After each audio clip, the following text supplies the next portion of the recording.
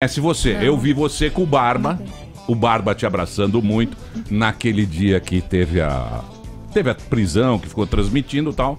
O Barba te acarinhando demais ali e tal, conversando muito com você.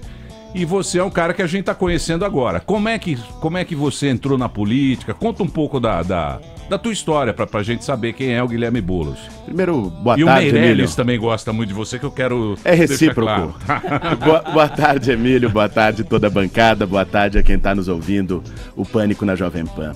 Eu sou o candidato a presidente da República mais jovem da história do país, com 36 anos. Iniciei a minha caminhada na luta social e política cedo, já há 17 anos, na luta por moradia.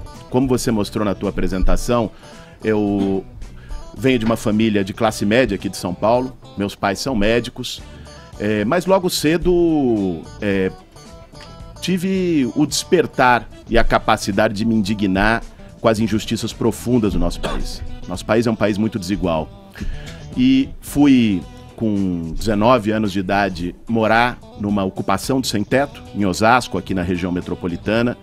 Desde então, atuo na luta por moradia popular e, nos últimos anos, a realidade política do país foi se agravando muito e, para além da luta social, dos movimentos sociais por direitos, de algum modo entrei também nessa disputa política, né, contra esse governo do Temer, esse desgoverno nos últimos 2 anos no país, que só retirou direitos dos trabalhadores, atacou ainda mais a nossa democracia, e acabou que se construiu uma aliança entre o PSOL, que é o partido que eu faço parte, com o PCB, e um conjunto de movimentos sociais para disputar a presidência da República e apresentar o nosso projeto para o Brasil. Então, mas você falou que você entrou há 17 anos, certo? A canhota tá aí já há 20. E muita gente também entrou pelo outro viés. Entrou pela direita, né? Que era um negócio que tava meio morto, tal, não sei o quê. Por que você foi pra canhota? Por que você foi morar com um sem-teto? Pessoal, Emílio, essa é uma pergunta que eu ouvi muitas vezes, até de gente estereotipando e dizendo, porra, o cara não é sem-teto. O cara teve oportunidade. É um oportunista. O que ele foi fazer com sem-teto? Já ouvi críticas desse gênero que eu acho que ajudam a explicar o abismo, não apenas social, mas o abismo ético que a gente vive no Brasil.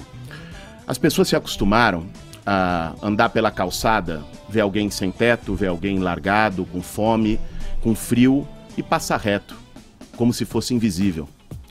A gente foi perdendo a capacidade de se colocar no lugar das outras pessoas, de sentir a dor das outras pessoas. Ninguém precisa passar fome para se indignar com a fome no Brasil. Ninguém precisa não ter casa para se indignar com um problema tão grave que é a falta de moradia no nosso país. Eu me indignei, comecei com um estalo com 12 anos de idade, vou te confidenciar aqui, acho que nunca disse isso numa entrevista publicamente. Eu muito moleque, sim, como qualquer moleque da minha idade, gostava de jogar bola e tal, ia muito ao estádio de futebol com meu pai, sou corintiano, e uma vez na entrada do Pacaembu, vi uma cena que é corriqueira para quem frequenta estádio. Tava um vendedor de amendoim com seu filho pequeno e pegaram, a polícia pegou, ele não tinha licença para vender amendoim, deu um esculacho nele, agrediu ele, tomou o amendoim e a criança ficou chorando desesperadamente. Aquele dia, para mim, eu não conseguia assistir o jogo de futebol, né? Porque aquilo, para mim, representou uma injustiça e me fez abrir o olho para coisas que a gente não vê.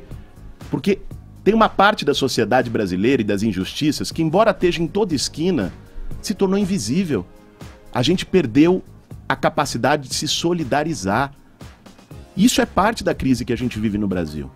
Depois, é claro, eu segui o meu caminho. Eu trabalho, sou professor, dei aula em escola pública em São Paulo. Aliás, tive a oportunidade de, no debate essa semana no SBT, perguntar para o seu Geraldo Alckmin onde é que está o dinheiro da merenda, né? E que ele saiu sem responder.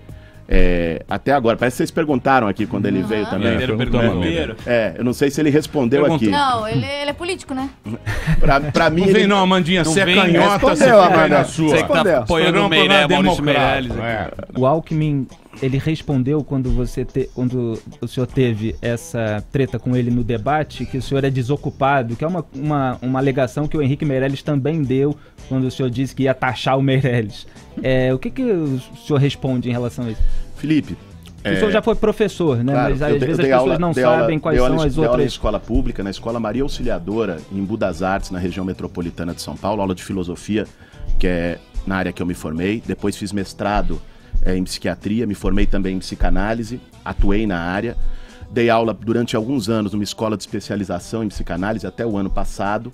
Esse ano, pela campanha eleitoral, não tenho condições de compatibilizar com a aula, mas sigo escrevendo. Minha renda vem de escrita para a revista Carta Capital e para o portal do IRI. Né? É como eu me sustento e como eu trabalho, como escritor, como você, como outros que estão aqui, o Joel, Você escrevem. clinica ou clinicou? Eu cheguei a clinicar por um período curto, mas a minha militância, a clínica psicanalítica, sobretudo, exige uma dedicação muito forte, exige uma dedicação integral. E eu, com a minha militância no movimento social, não consegui dar sequência a isso, mas atuo na psicanálise dando aula. Por falar em psicanálise,